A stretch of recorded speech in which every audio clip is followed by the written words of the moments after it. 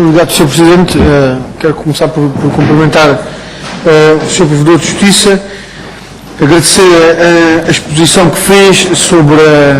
o relatório de 2011 que temos neste momento em apreciação e que me cabe, enquanto relator indicado por esta Comissão, analisar criticamente no relatório que será obviamente posto à discussão e à votação desta Comissão e que será que acompanhará também a discussão em plenário que faremos do relatório da atividade do Sr. Provedor de Justiça.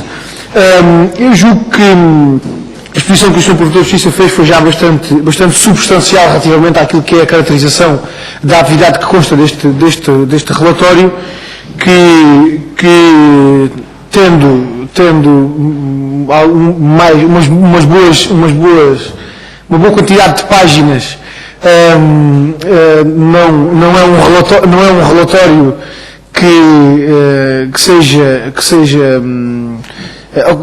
possa ser acusado de não ser assertivo e, portanto, o conjunto de informação, a organização, a exposição da informação e a sua análise permite de facto uma leitura fácil e uma apreciação relativamente simplificada daquilo que foi a atividade do Provedor de Justiça no ano 2011. Eu julgo que dos elementos que já referiu, de facto, a destacar, para além das áreas que foram objeto da intervenção do Provedor de Justiça, o próprio recurso à utilização dos meios informáticos no acesso ao Provedor de Justiça, que vem sendo, aliás, registado de ano para ano, eu julgo que é um elemento de sublinhar, particularmente por permitir esbater, digamos assim, algumas dificuldades que, do ponto de vista da cobertura do território nacional, acabaram por ser impostas à estrutura da Provedoria de Justiça. Aliás, em particular, nas regiões autónomas, por força das contingências orçamentais, que obviamente a Provedoria de Justiça não escapou, a utilização destes meios, obviamente, que também facilita, digamos assim, esse esbatimento das dificuldades colocadas do ponto de vista orçamental à estrutura da Provedoria de Justiça. Eu gostava apenas de deixar-lhe uma questão, porque de facto, consultando a página da Provedoria de Justiça na internet, como fiz o ano passado, quando fui também relator deste relatório do Sr. Provedor de Justiça,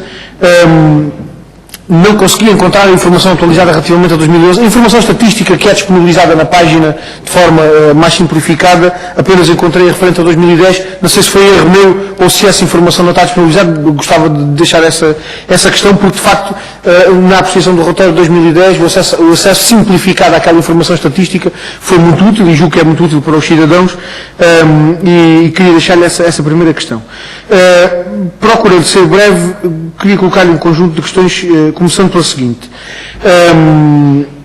Começando por uma que tem a ver com o arquivamento liminar e com aquela não consideração das 654 queixas que, tendo sido arquivadas liminarmente, não são consideradas estatisticamente como processos do Provedor de Justiça. Eu julgo que, metodologicamente, essa é uma boa opção, porque permite, de facto, fazer uma distinção. Portanto, estatisticamente é mais claro aquilo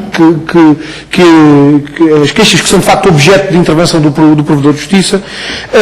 mas queria colocar-lhe uma questão que vai neste sentido. O facto de haver 654 queixas em 2011 que foram arquivadas liminarmente por não se encontrarem naquilo que é o âmbito, a esfera de competências do Provedor de Justiça, dá também uma ideia de haver um recurso dos cidadãos ao Provedor de Justiça, independentemente sequer da consideração dessa esfera de competência e, obviamente, muito menos do sucesso que essa queixa pode ter. E, portanto, isto poderá significar algum reconhecimento por parte dos cidadãos que, de facto, o Provedor de Justiça é alguém a quem podem recorrer, expondo as suas queixas, as situações que pretendem ver resolvidas, sem que, no entanto, tenham exatamente a compreensão daquilo que é a esfera exata de competência de intervenção do Provedor de Justiça. E a questão que queria colocar é se, da parte do Provedor de Justiça, houve algum contacto no sentido de algum trabalho no sentido de perceber exatamente a justificação que está por trás dessas queixas apresentadas fora do âmbito de competências do Provedor de Justiça, se há algum tratamento estatístico em termos de áreas desses processos, ou seja, essas queixas foram todas arquivadas liminarmente, mas a Provedoria de Justiça fez ou não alguma separação em termos de área sobre a qual incidiam essas queixas, portanto, para percebermos se encaixam ou não proporcionalmente em relação àquilo que são as áreas de intervenção do Provedor de Justiça. E considerando também que no próprio relatório sobre o Provedor de Justiça refere o encaminhamento de alguns dos cidadãos para as entidades competentes para a resolução daquelas questões, nomeadamente quando se trata de questões de natureza privada e de relações contratuais que envolvem entidades privadas, há uma remissão por parte do Provedor de Justiça para os centros de arbitragem, os julgados de paz, os meios judiciais. Gostava de saber se há alguma, se da parte da Provedoria de Justiça há alguma possibilidade de avaliar a intervenção depois destes mecanismos,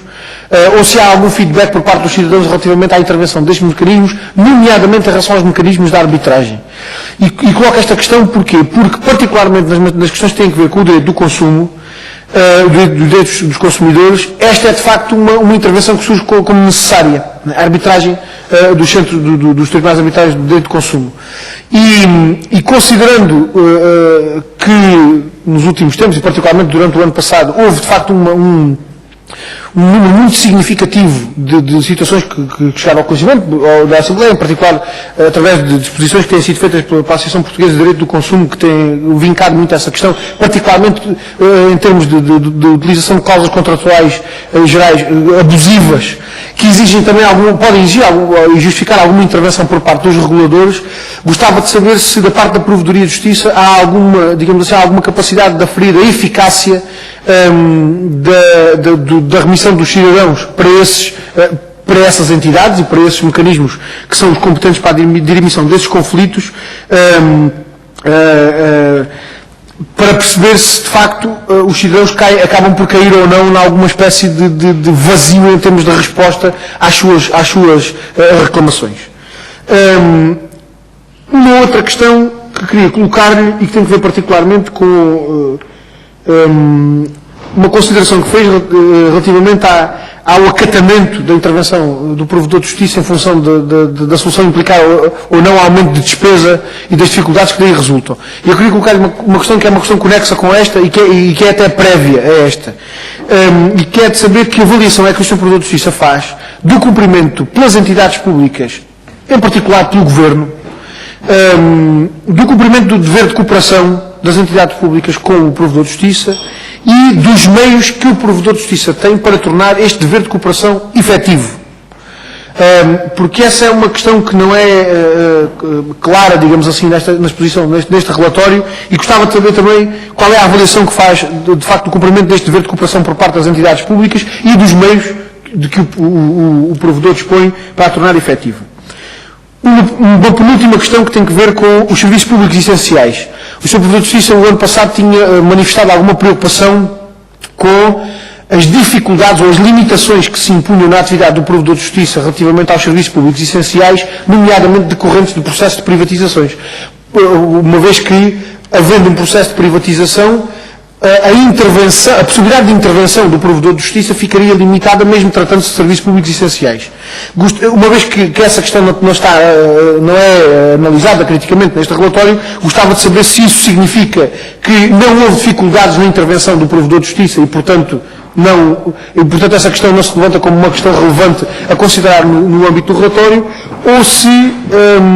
se, apesar de não haver aqui uma referência, houve algumas dificuldades que resultam dessas circunstâncias e que eventualmente possam ter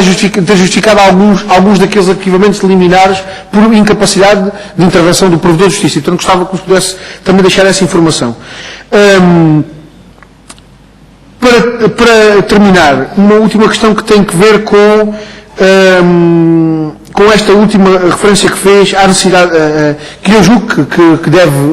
é relevante e que vou obviamente considerar no relatório que vou apresentar à Comissão de Assuntos Constitucionais, Direitos, Liberdades e Garantias, e que é da necessidade de acompanhamento para a Assembleia da República,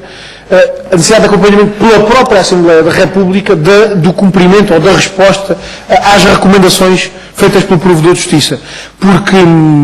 a verdade é que essa não é uma questão fácil de considerar, tendo em conta que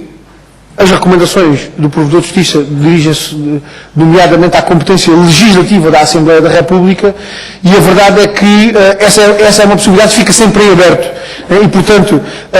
essa possibilidade que fica sempre em aberto da Assembleia da República responder com uma proposta legislativa, com um processo legislativo às recomendações do Provedor de Justiça, pode ser sempre feita a todo o tempo, mas a verdade é que isso depois implica que da parte da Provedor de Justiça os processos teriam que ficar permanentemente pendentes à espera de resposta da Assembleia. Portanto, julgo que é necessário, de facto, encontrar aqui um meio termo em que tudo isto se possa conjugar, por um lado, para não deixar as recomendações da Provedoria de Justiça sem resposta, portanto, pelo menos ser uma proposta que indique uma conclusão daquele processo, mas por outro lado também sem limitar, digamos assim, aquilo que é a possibilidade que a Assembleia da República deve ter a todo o tempo de dar resposta a essas recomendações com um processo legislativo.